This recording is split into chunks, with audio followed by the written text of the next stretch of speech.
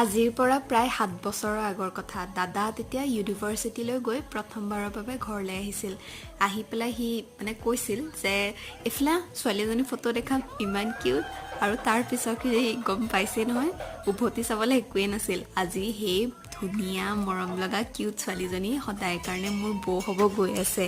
আৰু এইয়া কইনা ঘৰত আহি চকলং প্ৰথাৰে ধুনীয়াকৈ দাদাহঁতৰ বিয়াখন সম্পন্ন কৰা হৈছে। আৰু নিয়মৰ মাজে মাজে কিছু খেল ধেমালিও। অৱশ্যে আমি যিমান দেৰি হ'ব বুলি ভাবিছিলোঁ সিমান দেৰি নহ'ল, খুব সোনকালেই বিয়াখন হৈ গ'ল। আৰু শেষত আহিল সকলোতকৈ দুখ লগাই মুহূৰ্তটো, কিন্তু ফূৰ্তিও। আৰু এয়া মই দাদা বৌক ভৰি ধুৱাই পেলাই আদৰিছোঁ। আৰু প্ৰত্যেকজনী ভনীয়েকৰ দৰেই চাগে মোৰো এইটো সপোন আছিল দাদা আৰু বৌক এনেকৈ বিয়া দিনাখন আদৰাৰ, আৰু সেইটো সম্পূৰ্ণ হ'ল। আৰু শেষত এয়া মৰম লগা বৌজনী